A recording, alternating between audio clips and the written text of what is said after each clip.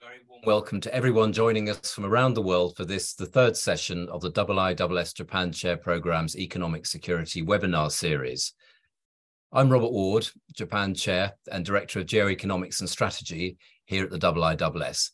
My colleague Mariko Togashi and I will be facilitating today's webinar.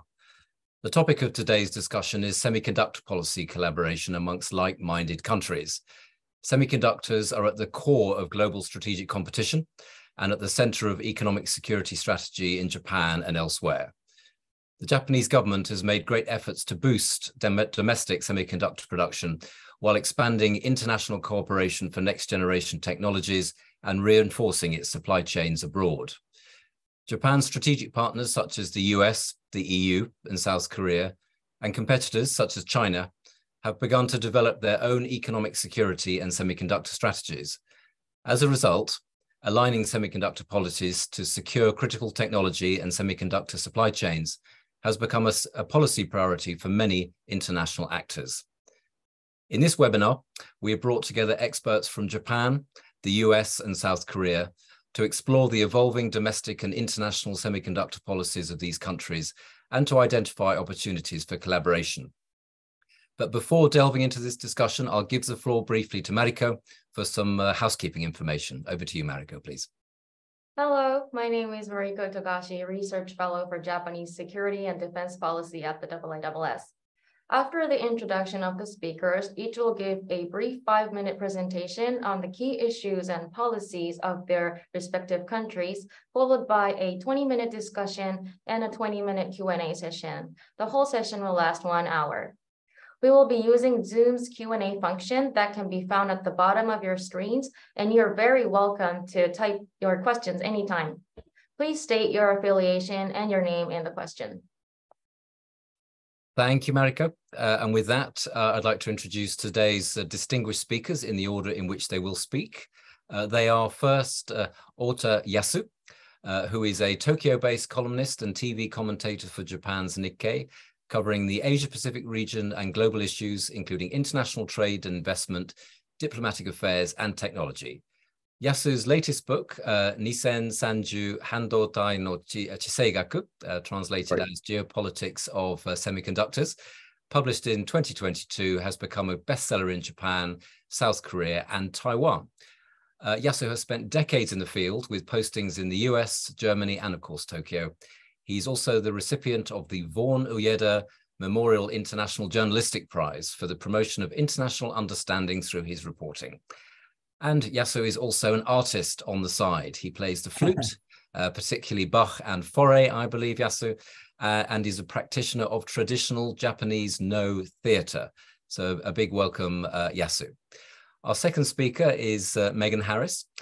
She is the Director of Policy for Worldwide Aerospace and Defense at Global Foundries, where she is responsible for driving policy and partnership initiatives with government, industry, and third-party national security stakeholders.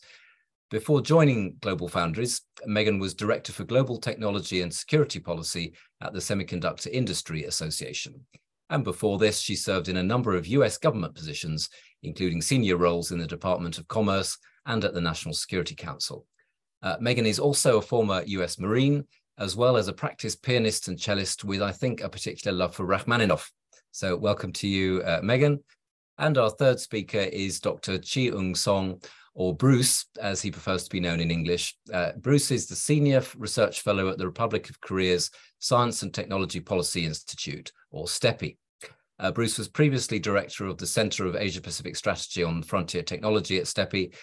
He's held academic postings at a number of South Korean universities, including Seoul National University, and he was a visiting scholar at the Institute for International Science and Technology Policy at George Washington University.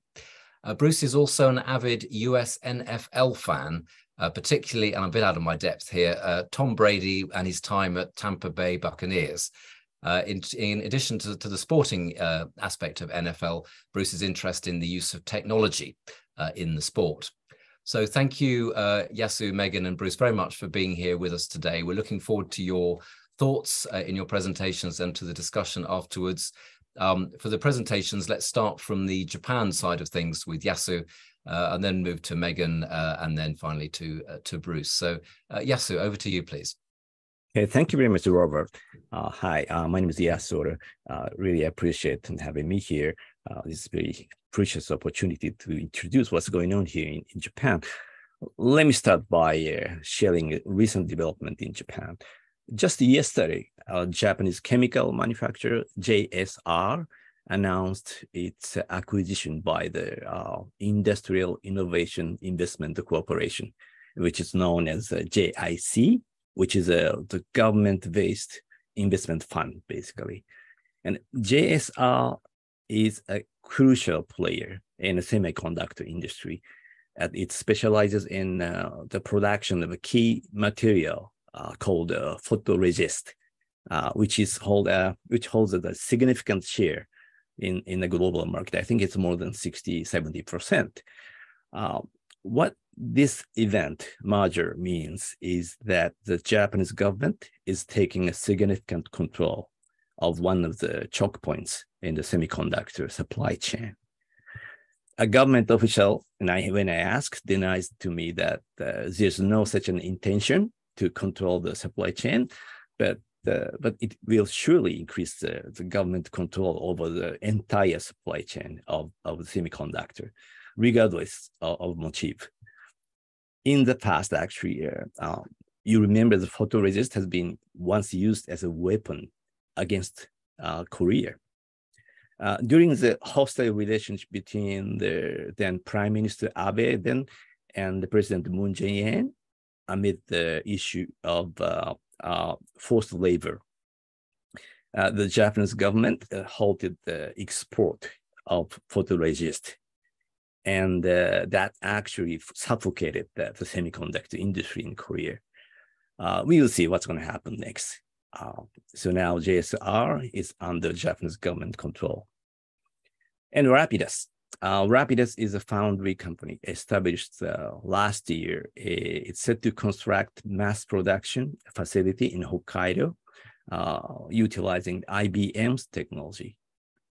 I recently visited the Chitose city in Hokkaido, where the factory is being built, and I saw an incredible enthusiasm from the local business community. There's a high anticipation that the Rapidus factory will act as a magnet, attracting tons of suppliers to Chitose city. Although the people I met, they know nothing about semiconductors. They don't even know what semiconductor is. And Kumamoto. In Kumamoto, Kyushu, too, the construction of Taiwan's TSMC factory is rapidly progressing. It's also causing quite a stir. Land prices are rising, and there's a shortage of the engineers, human resources, and people are busy running around here and there. Rapidus at the north end, Hokkaido, and the TSMC at the Kyushu at the south end of the Japanese islands. It seems like the entire Japan is buzzing with excitement about semiconductors. It's like a festival. Let me stop here so we should go on a discussion. I have a bunch of things that I want to share. Thank you. Yeah, so that was I liked your geographic sweep of what's going on in Japan from Hokkaido down to Kyushu. We've all been looking at the JSR case, so we're going to be asking you some questions and the panel as well about that afterwards. I have the Japanese side of my family is based in Kyushu and very close to the TSMC factory, so I'm hearing firsthand about how this has sparked a boom in the local economy. So lots to talk about for Kyushu as well. So thank you, Yasu, for being so crisp. And next, over to you, Meghan, please. Thank you, Robert, and thank you very much for having me. And Oda-san, thank you for those remarks. I was unaware of that event, so I really appreciate that and look forward to discussing further. That's a very notable event. So I will be providing remarks and insights from both of my backgrounds, both industry and from my government and policy related backgrounds, and also the US perspective. I thought what I might do is talk very briefly about supply chain security, now that is the going phrase of the day, and what we mean by that from a US industry and government perspective, and then how we achieve that?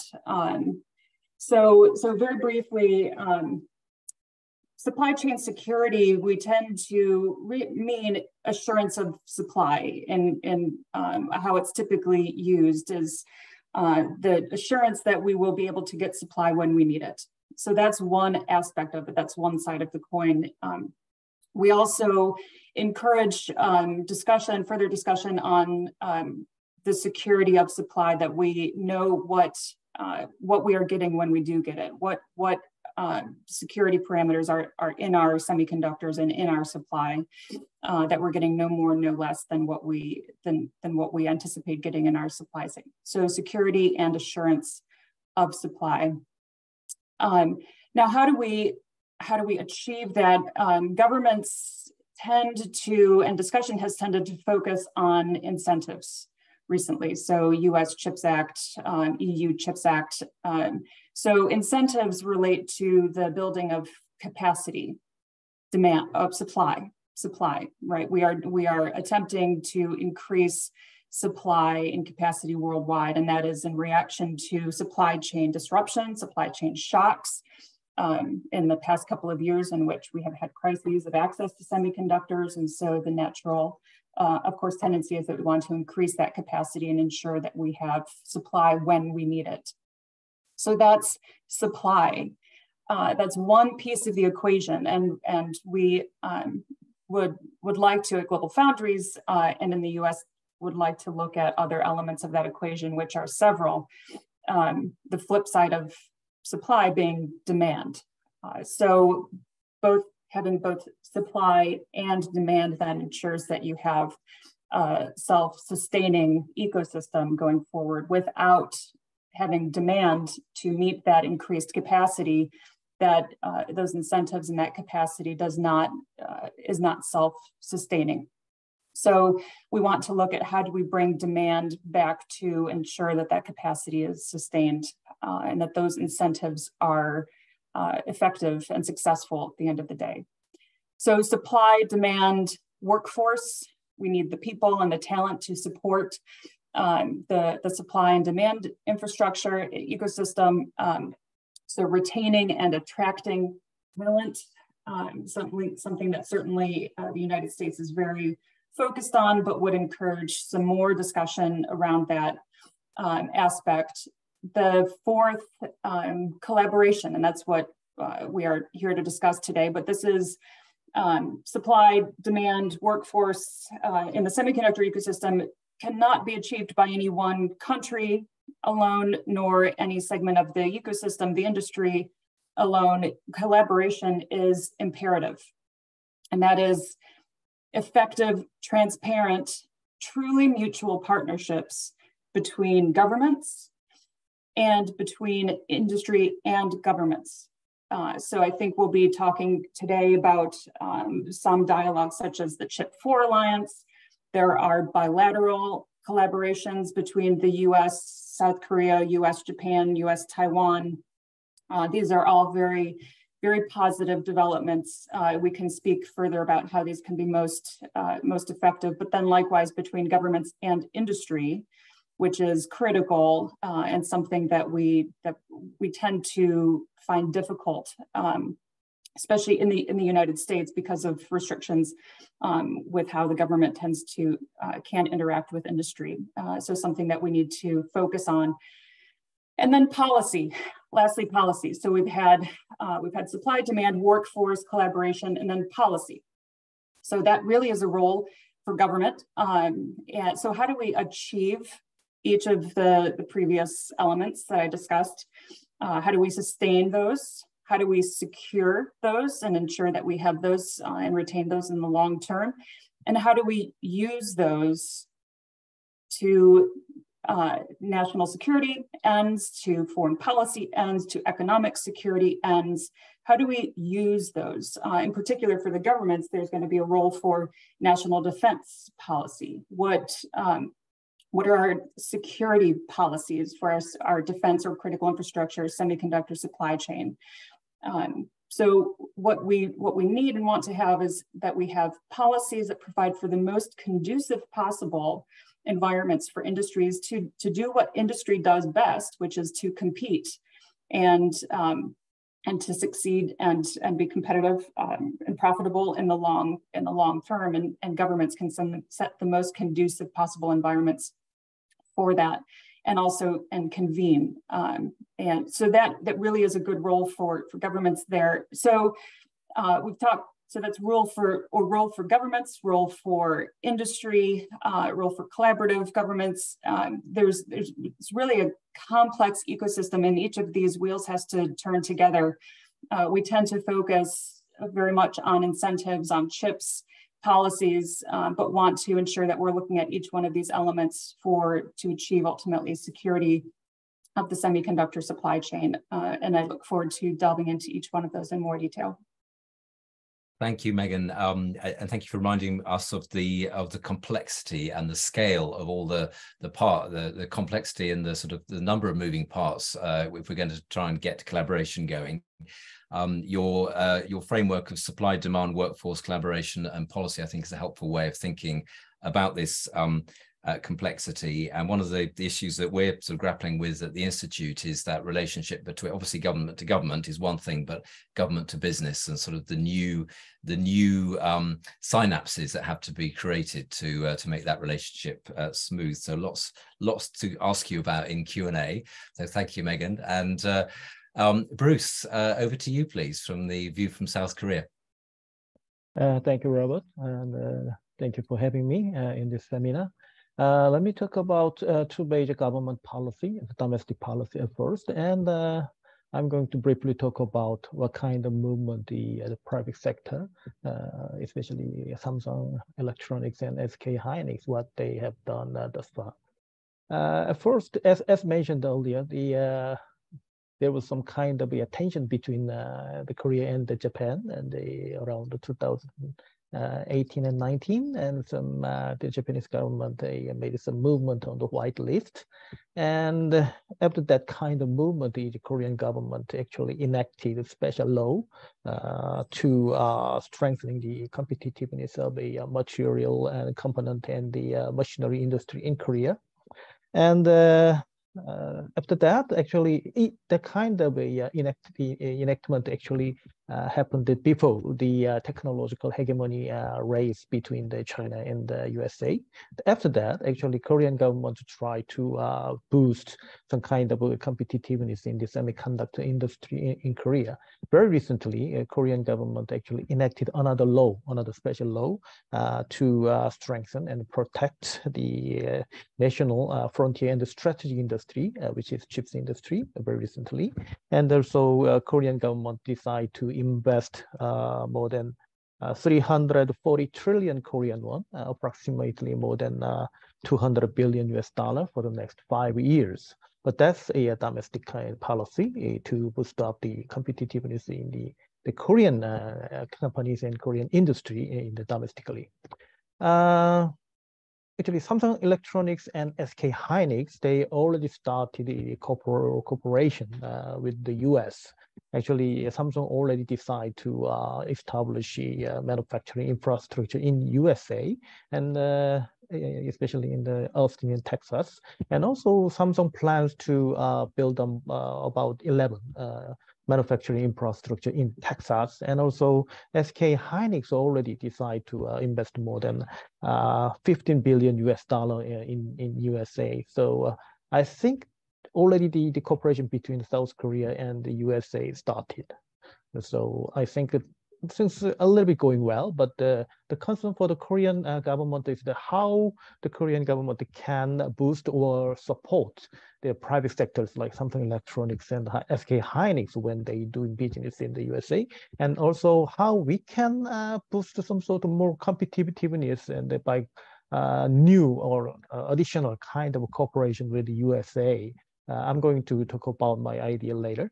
And also, Samsung also decided or announced that Samsung Electronics is going to invest in Japan.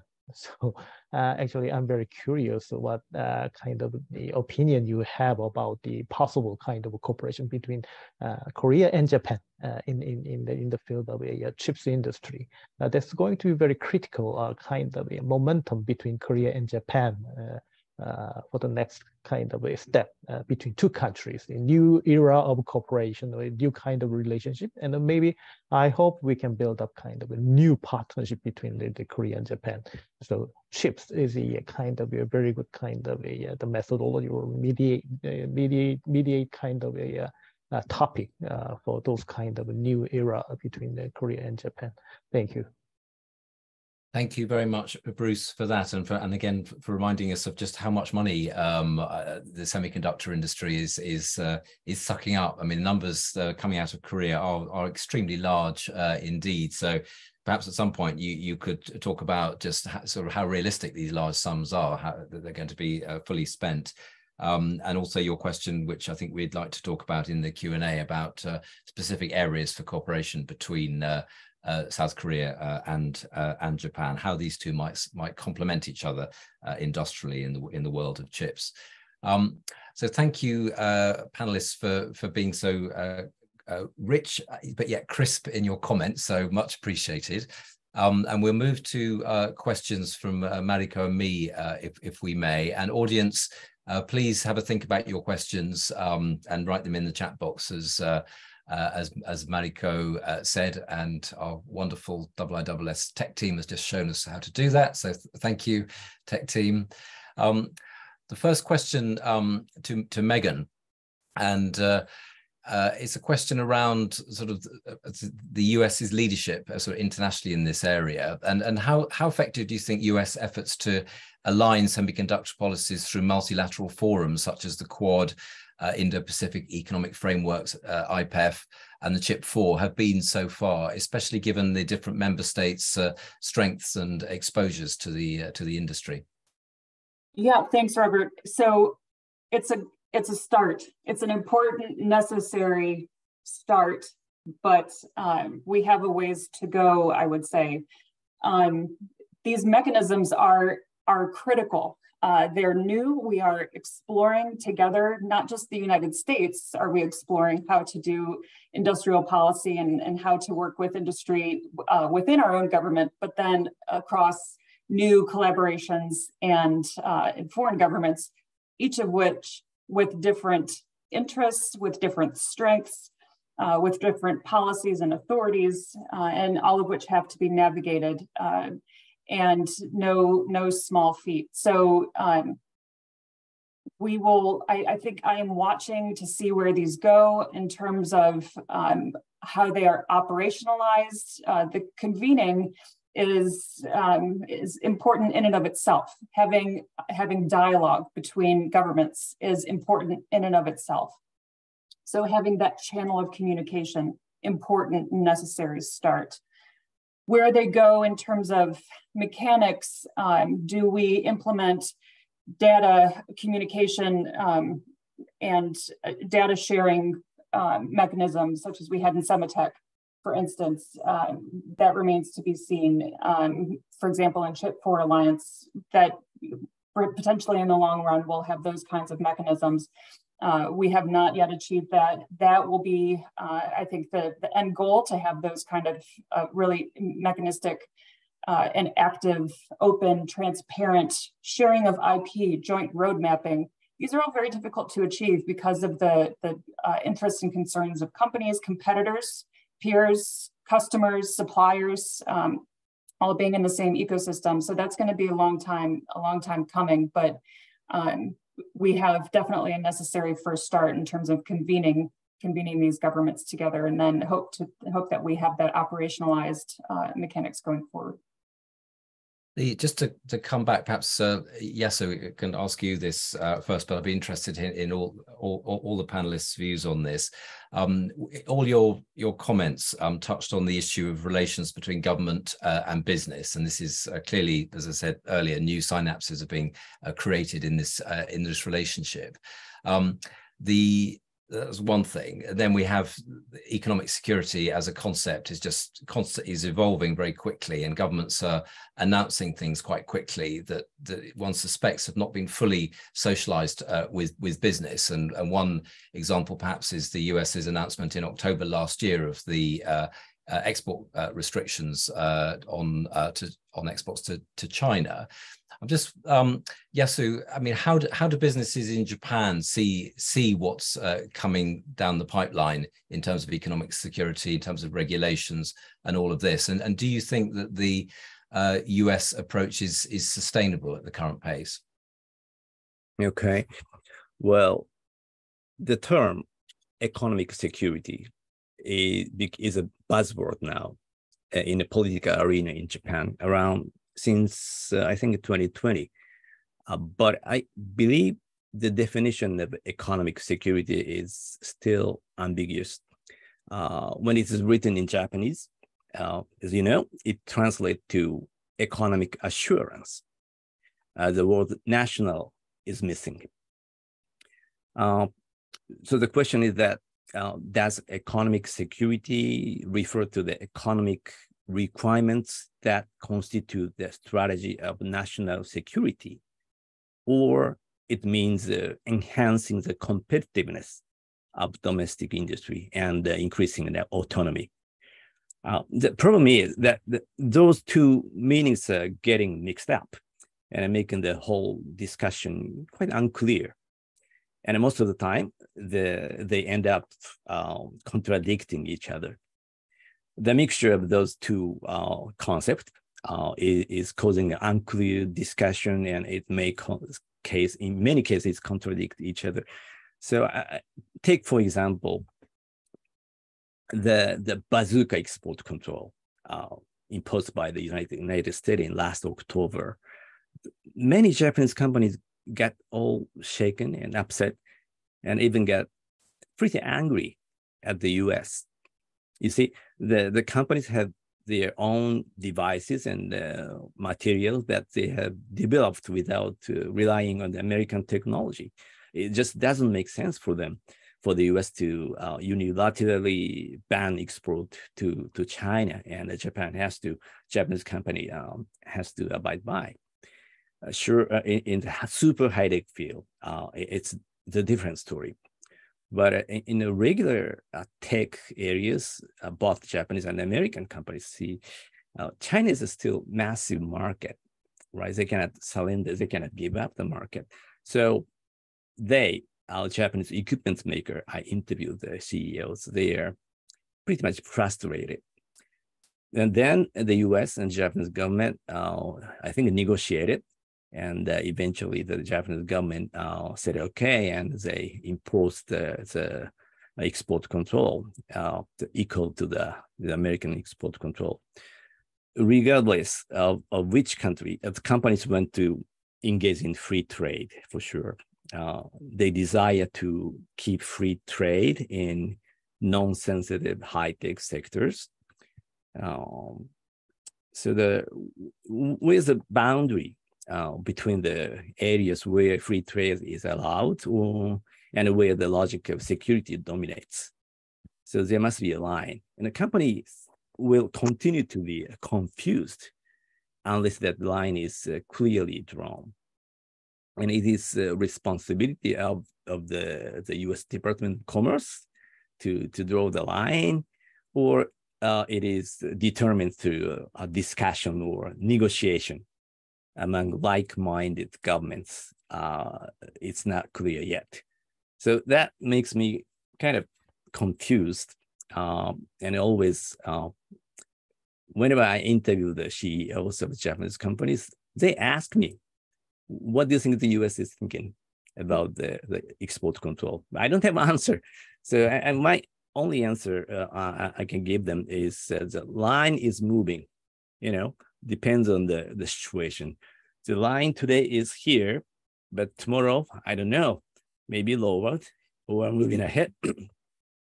So we have to keep watching what's going on in Washington, D.C. And I think they want to join the discussion, and they expect the Japanese government to play more role in this defining process of the restriction line.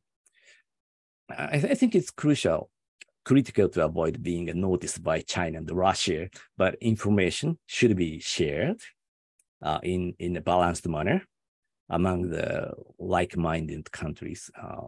That is my thought. So before I ask the same question to Bruce, yeah, so that means you're skeptical about decoupling, whether that's possible in this sector. Well, I think in high end, so decoupling is taking place, but in a regular, this wider market actually, this volume zone and free trade in intact, and they cannot separate from each other. The U.S. company relies on the Chinese market. China needs American equipments and chips. So we have to separate two things, two layers. So sometimes the discussion is here, it's kind of mixed up with two different things, just two markets, I think. Thank you. Bruce, your thoughts on business and government and then US leadership here. Yes, actually, it's quite complicated, actually. The business sector, actually, the most important one is the market and the chance of generating some surplus in the market. So China is a big market. They actually, we have quite a substantial success story in Chinese market, and also the Samsung Electronics and the SK Hynix, they invested very heavily very recently, and they have both a manufacturing infrastructure in China. So it's not easy for Korean companies to move out from the China very quickly, because they have to they keep their kind of production the activities over there. But the U.S. government actually the push the Korean business sectors to move out steadily. It's some sort of the guardrail kind of a policy imposed by the U.S. government on the basis of the Chips and Science Act. So yes, there is a big dilemma, actually. The Korean government, they have to have a very good relationship with the U.S. government, because the relationship between the U.S. and the Korea in terms of the government level and president level is very solid and very good at this moment.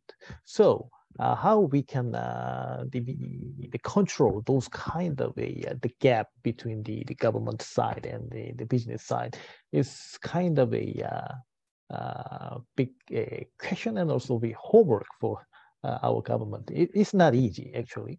But I think the Samsung Electronics and the SK Hynix, they have some kind of plans. And then, as I mentioned, the Samsung Electronics and the SK Hynix, they already decide to invest heavily in U.S. market. And in the USA, they decide to build up some manufacturing infrastructure in USA. So it's kind of they're producing the chips. They're made in USA, but produced by the Korean companies. It's another kind of tactic between two countries.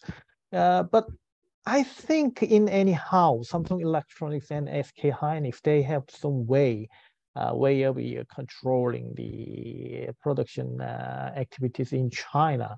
In my opinion, it's not easy to sustain the same level in terms of producing the chips in China, because Chinese government already decide to replace kind of manufacturing by the foreign companies with the Chinese companies. When they announced the Made in China 2025 and also the initiatives in the chips, only the Chinese government announced that they are going to produce or manufacture 70% of the chips the circulated in China. That's kind of their plan. It means that there would be not much room for the Korean government and also some Taiwanese the Korean the companies and also Taiwanese companies like a TSMC. It means that I don't know, but decoupling is not easy. But there should be some kind of very difficult kind of a situation for Korean companies, how they do survive in the Chinese market, and how they have to escape. I don't think escape, but they have to change the portion of the manufacturing kind of activity, which part you keep the manufacturing infrastructure, more in China or more in USA and more in the Korean domestic territory, or maybe some infrastructure should be in Japan, I think, because Samsung already announced that they are going to invest more than 230 million US dollar in Yokohama, and it's kind of planned. So diversified, but means that less dependent on Chinese market. That should be kind of a tactics and strategy of the Korean companies, but I don't think they are going to give up the China market, I think. Meghan, thank you, Bruce. Meghan, I saw you nodding when Yasu and Bruce were saying their bits. Does that denote agreement or interest in what they're saying, or how do you feel about, I mean, you representing the US, which is at the center of this conversation, obviously? I think what resonates with me is just how difficult this is.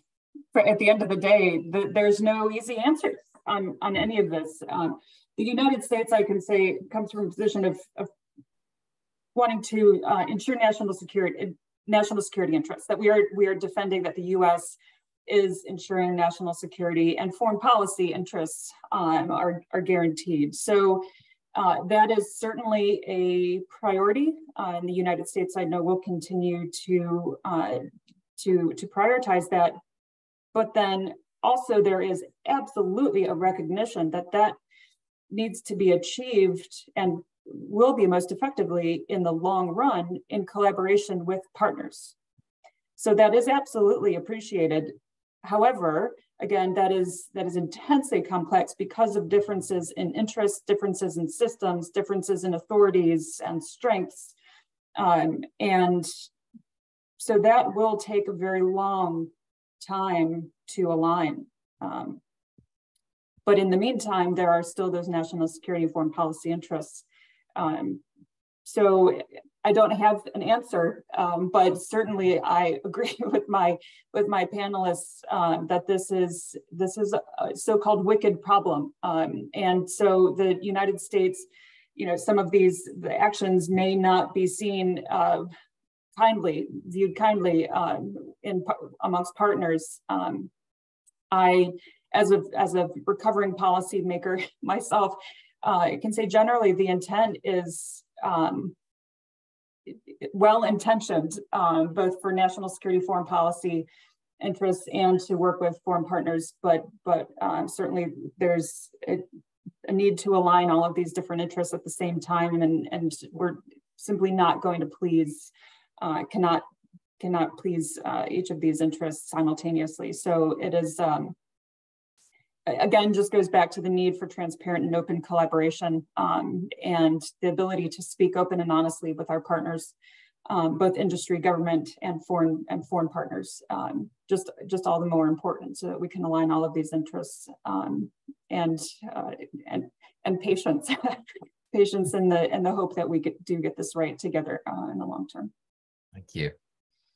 Thank you, Meghan. And of course, thank you, Yasu-san and Bruce for a great discussion on how Japan and ROK can align with US policies, and from the US perspective as well. I guess we can continue for the next few hours or few days, but I'd like to move on to the bilateral relationship between Japan and ROK.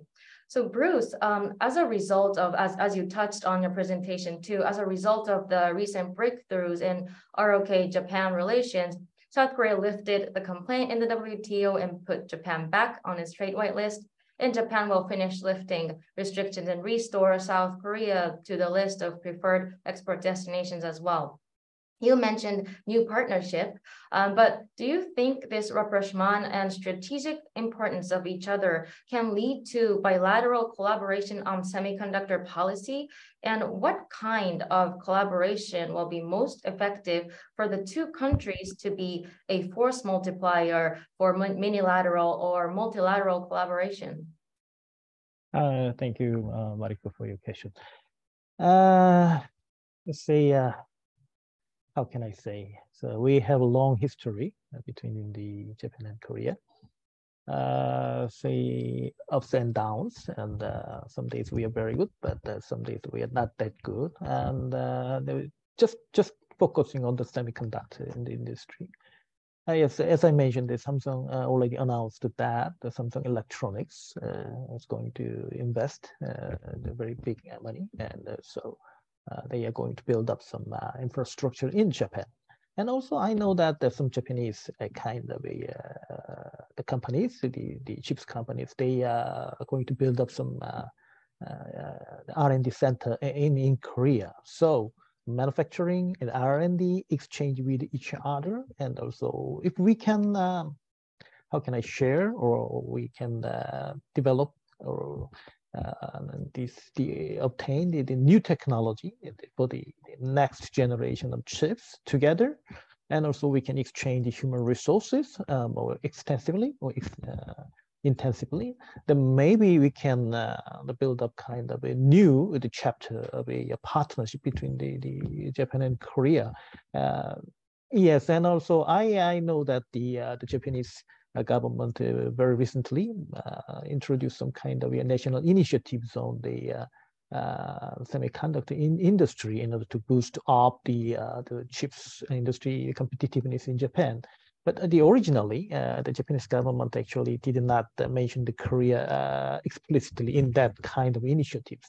But I think since things are changing right now, so maybe Korean government and Japanese government can work together, and maybe the Japanese government they can say that now we included Korea, and maybe attract some kind of investment from Korea into Japan, and also we are going to support Japanese kind of business companies investing in Korea. Then the kind of initiatives and movement maneuvers and can boost up the relationship between this Korea and Japan.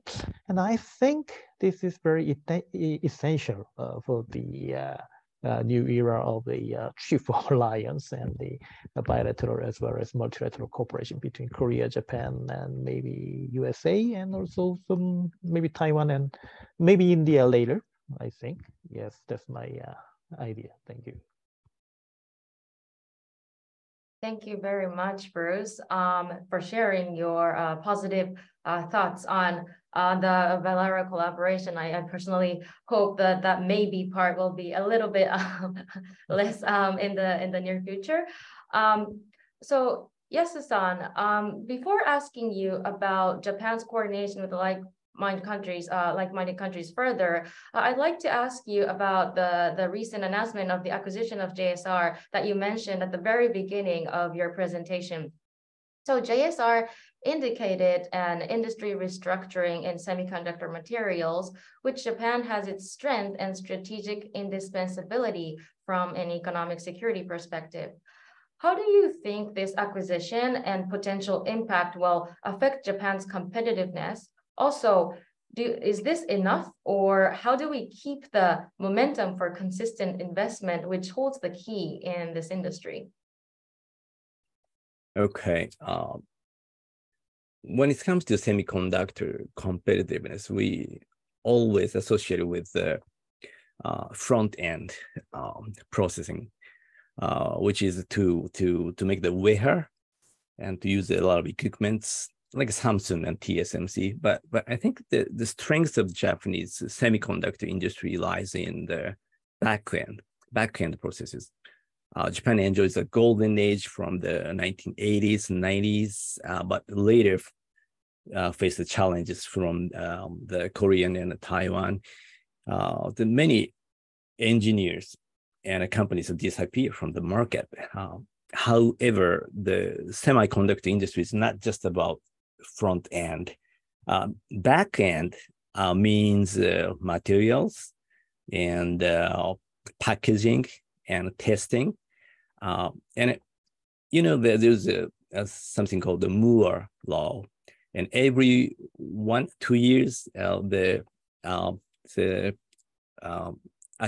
accumulation of the micro circuit is double, and every 2 years, I think. But it was 10 nanometers a couple years ago, but now 7, 3, 2, and after 2, why are you going to go to 1 and 0? No, I think it's due to the limitation of the Moore law. And instead, there's a new technology called tiplet, which is, how can I explain? Tips and connect on the same dish, for example. It's like obento, square dishes and crammed all the different ingredients and the rice and stuff. To make this tiplet technology, you need material makers, chemical makers, or the equipment makers, which is so far out of the realm of semiconductor industry. And the Japanese company's strength exists. So I think the reason why the Samsung set up their R&D facility in Yokohama is that it's not just about semiconductors, but it's also about chemical or material science and computational science, stuff like that. So that when it comes to the collaboration of Japan and Korea, newly formed the company Rapidus, their plan is to have the mass production of the fine tuning and very delicate chips, but the market is occupied by TSMC and Samsung. So there's no room for Rapidus to go in. So I think if the way of collaboration with Korea and Japan is they do the different jobs. Basic science, Japan can support the Korean companies, and the Korean company might come to Japan to do the research work together with the Japanese university or was the basic scientists like that.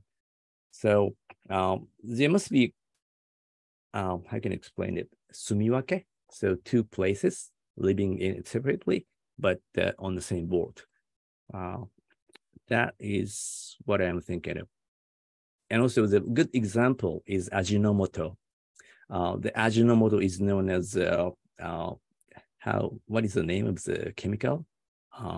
Monosodium. MSG. MSG, yeah. And the Ajinomoto is a producer of the MSG, but it's also known, Ajinomoto is the biggest supplier of the monopolistic position, I mean, in the market in bonding materials. It's almost 100%. So without Ajinomoto, semiconductor makers cannot produce semiconductors. So there's a bunch of the companies, suppliers like Ajinomoto here, like Shinko, Ibiden, Resonac, all those names you don't know, but I don't even know the names of them, but they here and there, that is the cluster of semiconductor industry here.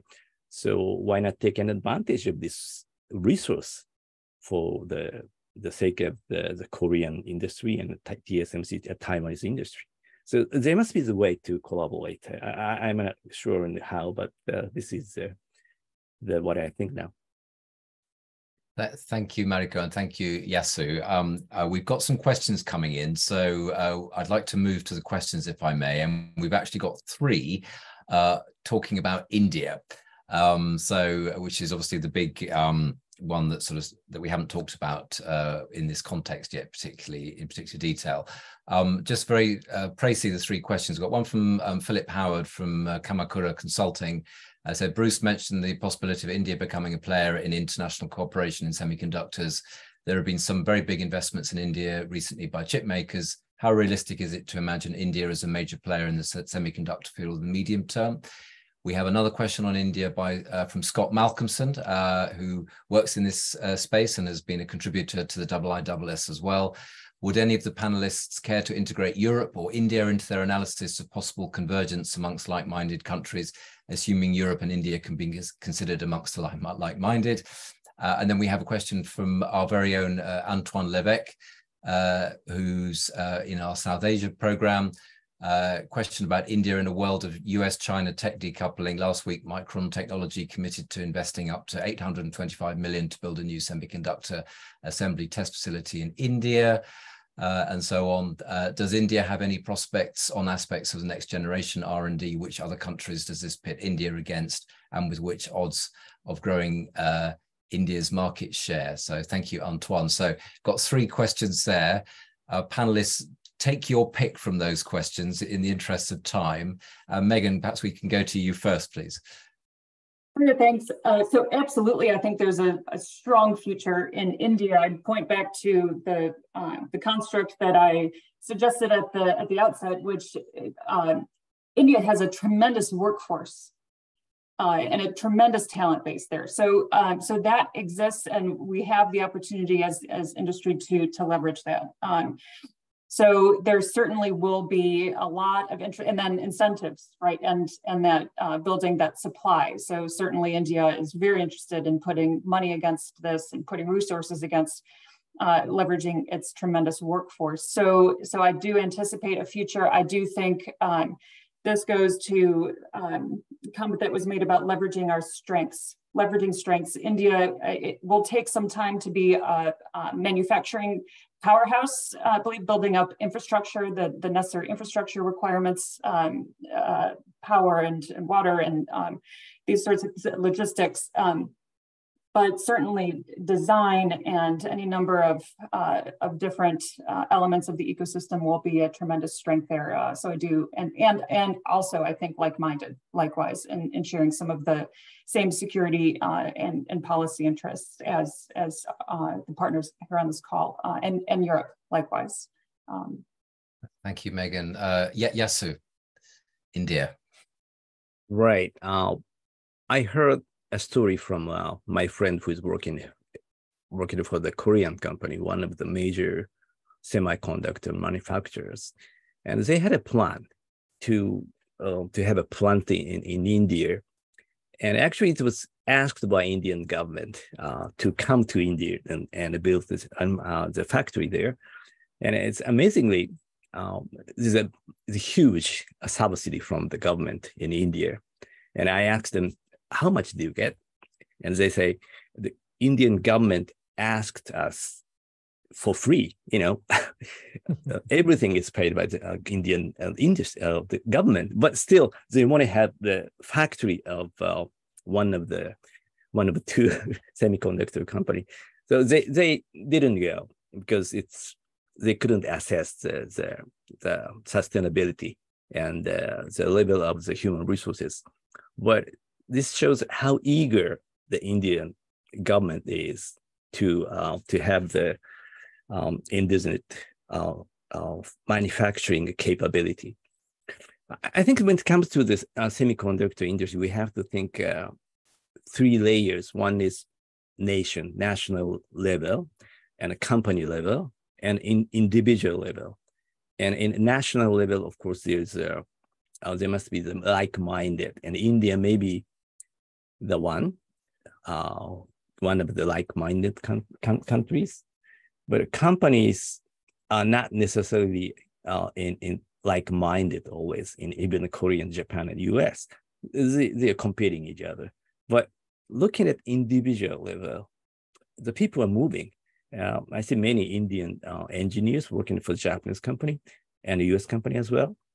So even though the transferring technology or the factories from Japan to India, from Korea to India, the people moved anyway. So I think that is one of the way of collaboration with India. And it is not 100% sure to include India as allied countries against China or Russia. Russia is the headache, right?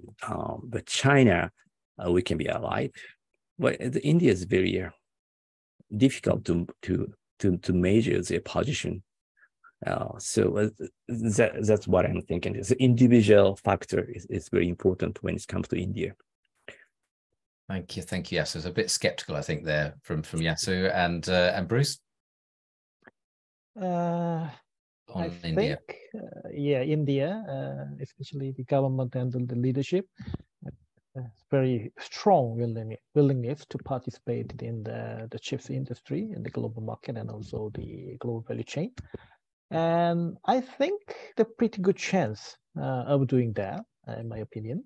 And as Yasu mentioned, that the Indian government actually requested the Samsung Electronics to build up the manufacturing industry in India. Means that they want quite more kind of investment from Korean companies into India in terms of the semiconductor industry, the manufacturing infrastructures. So I think it's a good chance, but I'm not so sure how quickly they can build up their kind of position in the global value chain. It depends on that's kind of the Indian the side. I think what they are doing from now, how government can build up very strong kind of policies. Also, how can they mobilize the human resources, the best of the best human resources into the chips industry, and so how they can provide some very good kind of salaries, favorable conditions in India. Yes, there's strong chances, very good chances, but it depends on. So I'm not so sure how quickly. And also decoupling or recoupling with China between the US and how it will affect to the Indian side.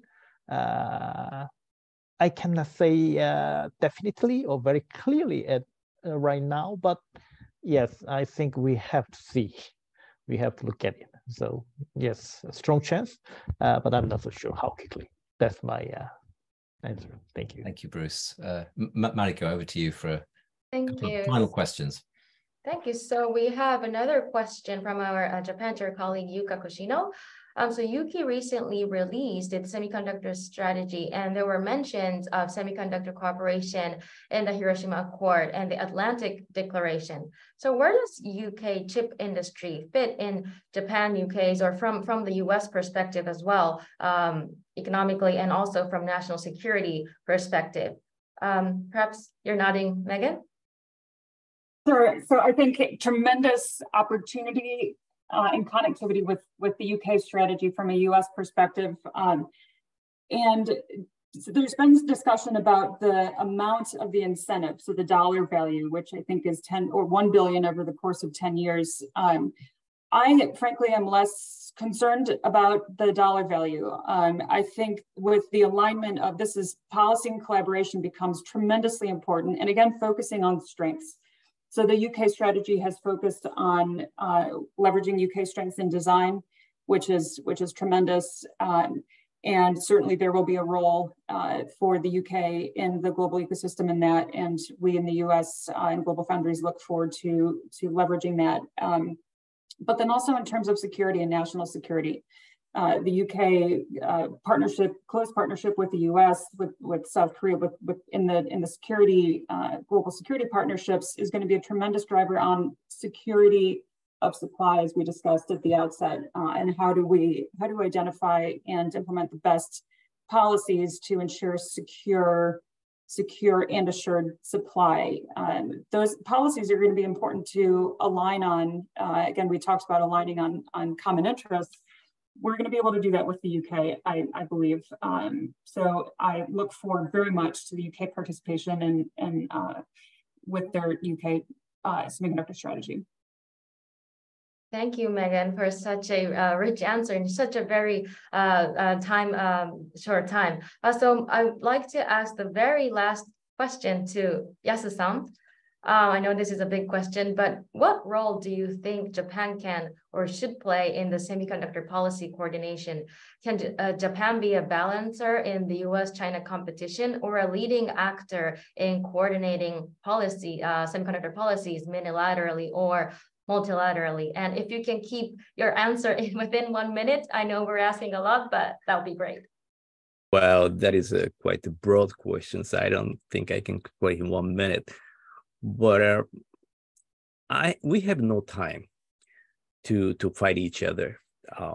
There's a lot of claims from the Japanese industry against the US, and we all know that we have to ally and we have to get together with like-minded countries to deter the Chinese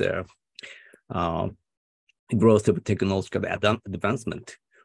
But so far, the Japanese government has been a follower of the trend, and the U.S. and Washington D.C. is leading all the shaping the front line of this this war.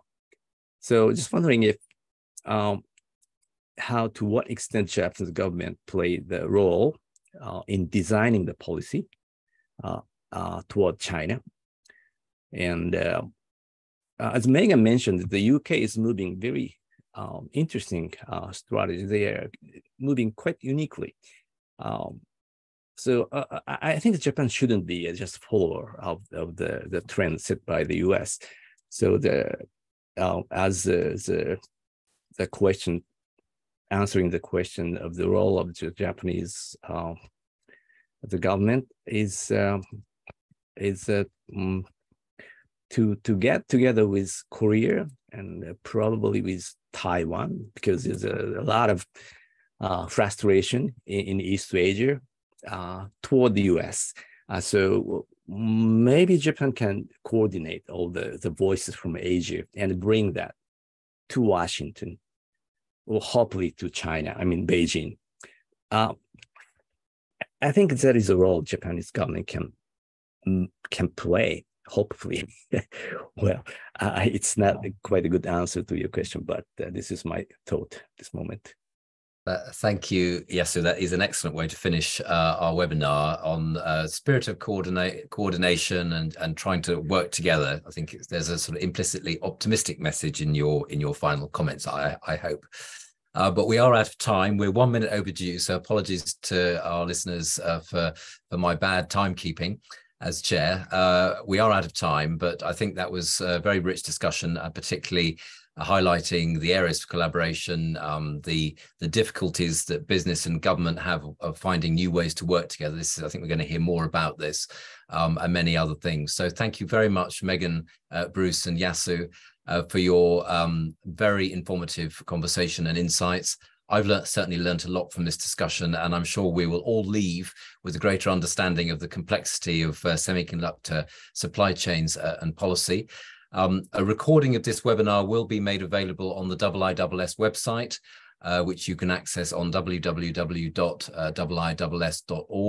within the next 24 hours.